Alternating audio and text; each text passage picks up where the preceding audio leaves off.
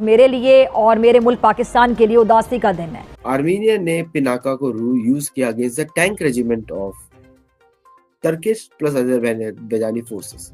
Direct hit on 3 tanks destroyed. और आपको यकीन नहीं होगा, इसमें ईरान ने भी भारत का सहयोग दिया है। ओके, ईरान जो कि शिया कंट्री है, टर्की सुन्नी कंट्री है, लेकिन उसका बॉर्डर जो है मिलता है ऊपर जाके आर्मीनिया से, तो उसने भी भारत का सहयोग किया। प्रोजेक्ट जो है ना, that is a major template. India के अंदर काम हो रहा है कि जनाब हर कीमत के ऊपर मेक इन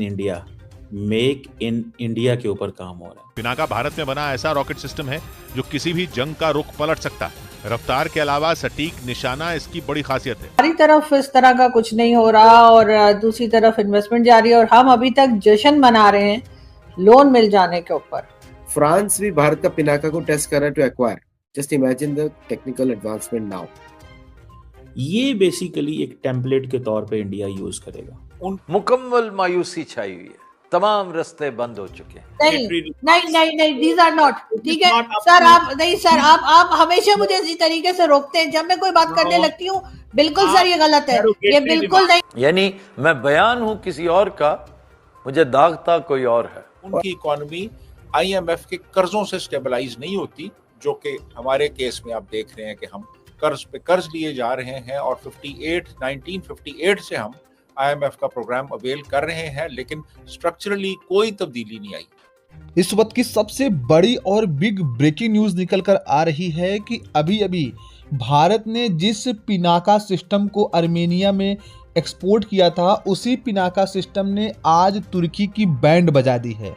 उस पिनाका सिस्टम ने तुर्की के 3 टैंकों को मार गिराया है और साथ ही साथ तुर्की के कुछ फाइटर जेट भी आर्मेनिया के हवा में पहुंच गए थे, जिसके कारण वो भी दुम दबाकर भाग निकले हैं।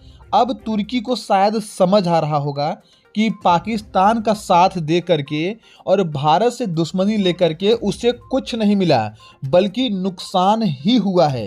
क्योंकि अगर भारत से उसने दुश्मनी न बढ़ाई होती तो भारत तुर्की के दुश्मन आर्मेनिया को अपना पिनाका सिस्टम नहीं बेचता और आज तुर्की में इतनी तबाही नहीं होती।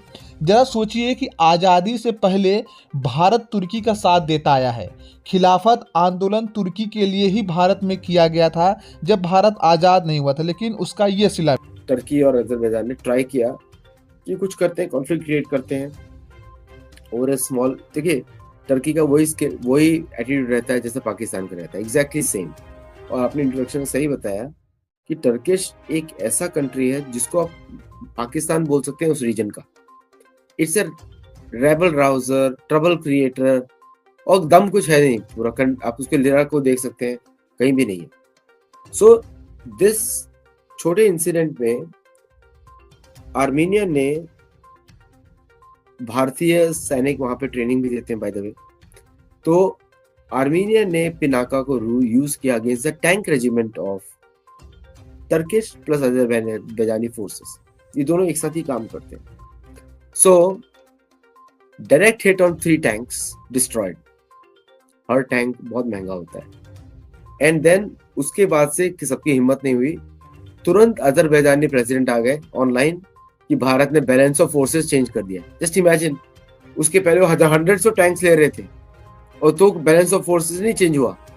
एक पिनाका ने बैलेंस ऑफ फोर्सेस का बता दिया। और the strikes were so precision, क्योंकि आर्मेनिया ने प्रिसीशन मिसाइल्स ली हैं। उसके 3 वेरिएंट्स होते हैं। एक 45 किलोमीटर तक होता है, 75 to 90 किलोमीटर होता है, और एक प्रिसीशन स्ट्राइक होता है जो कि it can manoeuvre, GPS guided होता है, हाई एक्सप्लोसिव। उसकी रेंज थोड़ी कम होती है, लेकिन it can identify target and hit on the target. और जो उसने टैंक इनके उड़ाए हैं कि नाउ टर्किश आर बैक।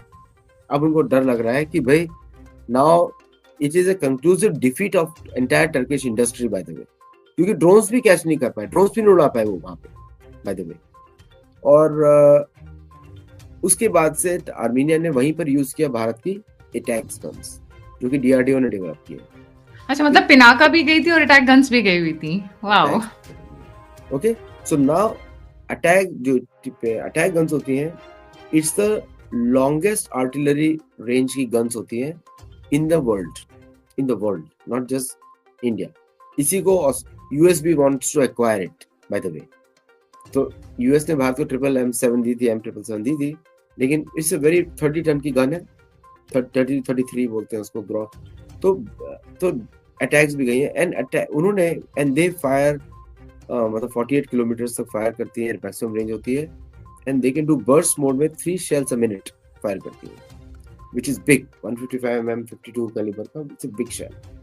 तो मतलब एक आदमी हम लोग उठा नहीं सकते, सैनिकों को आदत हो जाती है, दे कैन लिफ्ट, बट उठा नहीं सकते हम लोग, और ऑर्डिनरी लोग तो उनके लिए वेट लिफ्टिंग का जिम जैसा हो जाएगा।